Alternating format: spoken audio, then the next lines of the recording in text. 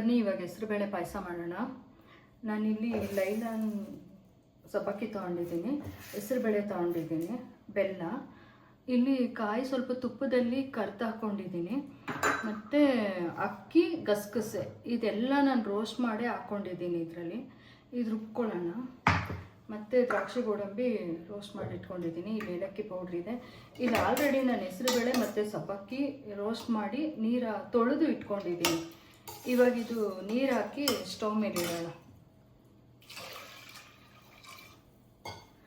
Stove ಮೇಲೆ ಇಟ್ಕೊಂಡು ನಾನು ಇದನ್ನು ಕೂಡ ರುಬ್ಬಿಟ್ಟು ಇವಾಗ ಇದಕ್ಕೆ ಹಾಕಿ 2 ವಿಷಲ್ ತೆಗೆದು ನಿಮಗೆ ಹೇಳ್ತೀನಿ. ನಾನು ಇವಾಗ ಇಲ್ಲಿ ರುಬ್ಕೊಂಡಿದ್ದೀನಿ. ಕಾಯಿ ಗಸಗಸೆ ಹಾಕಿ ಸ್ವಲ್ಪ ತರ್ತರಿಯಾಗಿ ರುಬ್ಕೊಂಡಿದ್ದೀನಿ. ಇವಾಗ ಇದನ್ನು ಇದಕ್ಕೆ ಹಾಕೋಣ.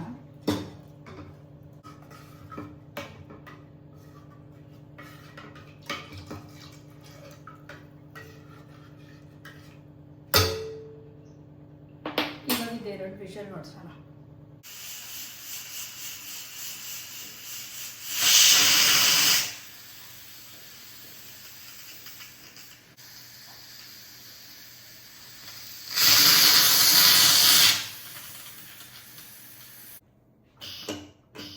ಈಗ ಇದಾಗಿದೆ, ತೆಗೆಯೋಣ.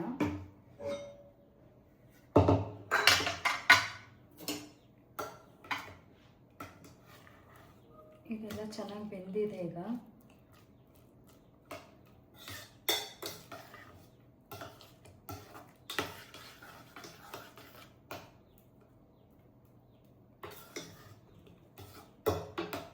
ಈಗ ಇದಕ್ಕೆ ಬೆಲ್ಲ ಹಾಕೋಣ. ಈ ಬೆಲ್ಲದಲ್ಲಿ ಕಲ್ಲೇನೂ ಇಲ್ಲ, ನಾನು ನೋಡಿಕೊಂಡೇ ಹಾಕ್ತಾ ಇದ್ದೀನಿ.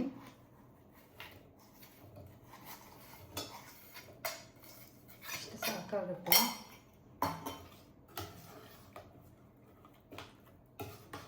ಈಗ ಇದು ಕರಗಲಿ, ಬೆಲ್ಲ ಇಡೋಣ.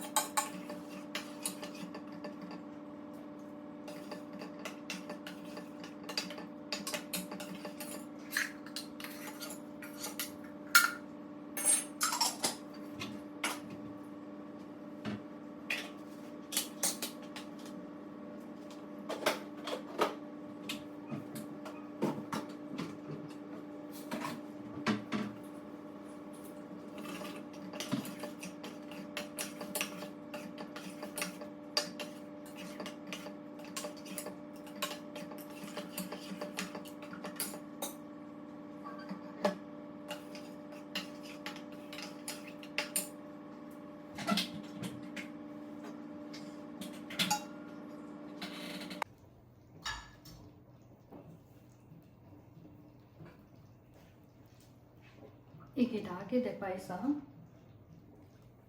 ಸ್ವಲ್ಪ ಏಲಕ್ಕಿ ಪೌಡ್ರ್ ಹಾಕೋಣ. ನಾನಿಲ್ಲಿ ಸ್ವಲ್ಪ ಸಕ್ಕರೆ ಹಾಕಿ ಪೌಡ್ರ್ ಮಾಡಿ ಇಟ್ಕೊಂಡಿದ್ದೀನಿ.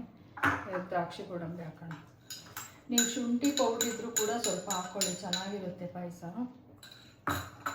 ತುಪ್ಪ ಹಾಕ್ಕೊಳ್ಳೋಣ.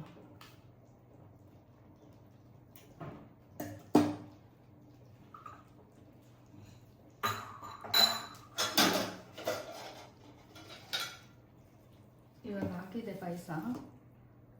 ಸ್ಟವ್ ಆಫ್ ಮಾಡೋಣ.